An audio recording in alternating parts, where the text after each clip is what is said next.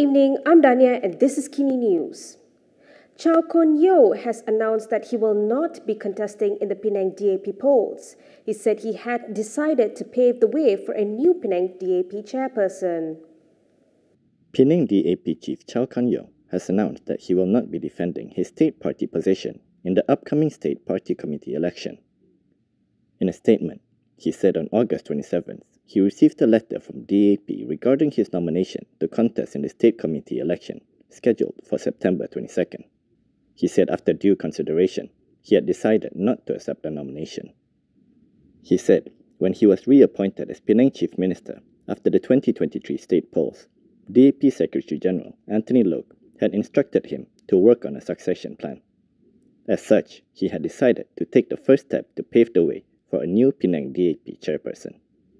Chow, who has helmed Penang DAP since 1999, said the timing is perfect because the new state chairperson will have more than 3 years to lead and prepare the party for the next general election.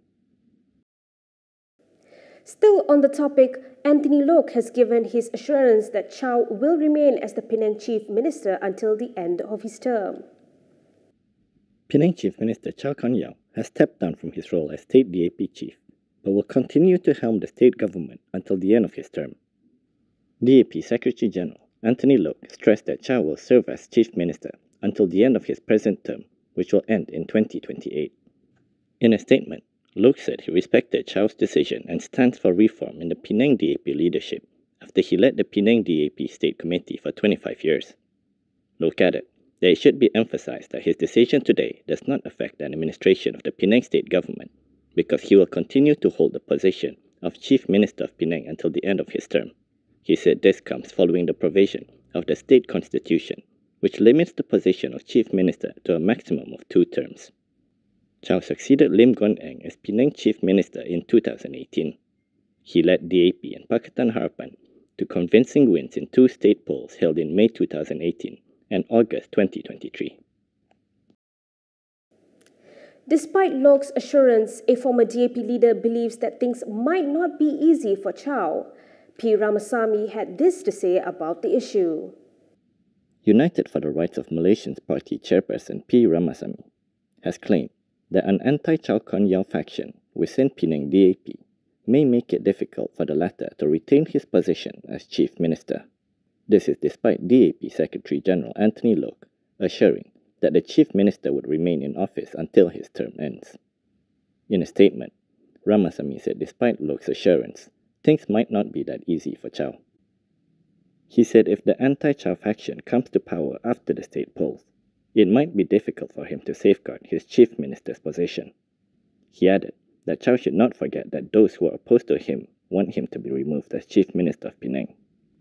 Ramasamy also argued that he should have contested in the polls to stave off his rivals. He said the prospect of losing should not have prevented him from not contesting in the state elections. Previously, the outgoing Penang DAP chief had expressed doubts about whether or not he would be able to win a spot in the state party central committee in the upcoming election. Before we move on, if you'd like access to news like this and more, consider supporting us and donate to Kinitv by scanning the QR code on the screen. Lim Kitang said his reputation was tarnished by Kepala Batas MP Siti Mastura Muhammad. He said this in court over her claims that he was related to Chin Peng and former Singapore Prime Minister Lee Kuan Yew. DAP veteran Lim Kitang told the Georgetown High Court yesterday that it was defamatory to insinuate he and Communist Party of Malaya leader Chin Peng shared the same ideology. Kitang added that his reputation had been tarnished by Kepala Batas MP Siti Mastura Muhammad's allegations that he was related to Chin Peng and former Singapore Prime Minister Lee Kuan Yew. He said this had insinuated that he was linked to a conspiracy to destroy Malaysia. When asked by Mastura's counsel if it was normal for politicians to have different ideologies and political views, Kitang agreed but stated that such differences need not have to be defamatory. Kitang had earlier told the court that he was shocked and outraged when he first heard of Siti Mastura's allegations against him. He said her statements were reckless, without any possibility of being backed by evidence. Meanwhile, his son, Lim Kitang, who was the second witness, said he was offended by Siti Mastura's allegations that his family was related to Chin Peng, as it bore strong implications. He pointed out that her statement was a two-pronged attack, which not only linked his family to communist ideology, but also implied that his family had a Chinese agenda. Kit Siang, Guan Eng, and Teresa Kok had sued Siti Mastura over statements she made at a political rally while campaigning for the Kemaman by-election. Norhisam Hassan Bakti is planning to make a political comeback in Malacca under the Perikatan Nasional banner. He said he wanted to make a comeback as the people of Malacca still need him. Former Malacca Assemblyperson Norhisam Hassan Bakti is planning to make a political comeback after a 3-year hiatus. Free Malaysia Today reported that Norhisam, who previously gave himself the nickname Hulk, is planning to contest under the Perikatan Nasional banner in the next state election. The election is expected to be held by November 2026. He was quoted as saying that he wants to make a comeback as the people of Malacca still need him. He said he was told that the state assembly sittings are rather depressing in his absence. Norhisam has yet to choose which PN component party he wants to join, but did not dismiss the possibility of it being passed. Norhisam, who was an UMNO member, joined DAP in 2006. After the Sheraton Move political coup in 2020, he quit DAP to become an independent assemblyperson in support of the BN and PN state governments. Taqiyuddin has announced that Perikatan Nasional MPs will discuss the draft deal for allocation next Monday.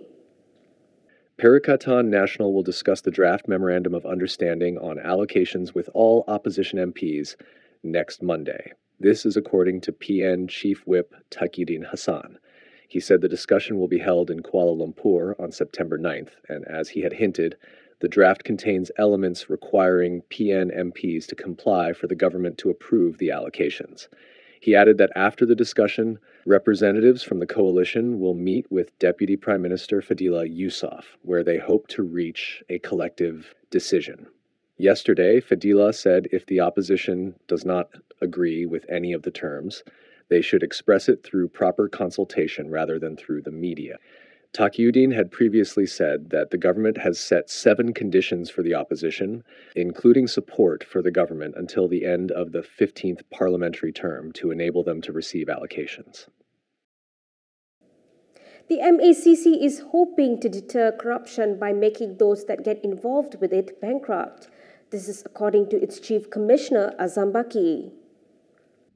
MACC Chief Commissioner Azam Baki said the agency's investigative intelligence approach needs to be enhanced to track down assets stolen by corrupt criminals. He said MACC operations are focused not only on arresting corrupt offenders and prosecuting them in court, but also on bankrupting them. According to Azam, this year alone they had repatriated 1.3 billion ringgit in criminal assets, and that money was handed back to the government. He said he wanted to make the criminals bankrupt, and this can bring a scare factor to them so that they think many times before committing crimes related to corruption. Azam added that the legal provisions under the Anti-Money Laundering, Anti-Terrorism Financing and Proceeds of Unlawful Activities Act 2001 allow the Commission to confiscate assets from criminals and return the stolen proceeds to the government. He said such efforts require investigative and forensic officers to have a high level of knowledge and expertise.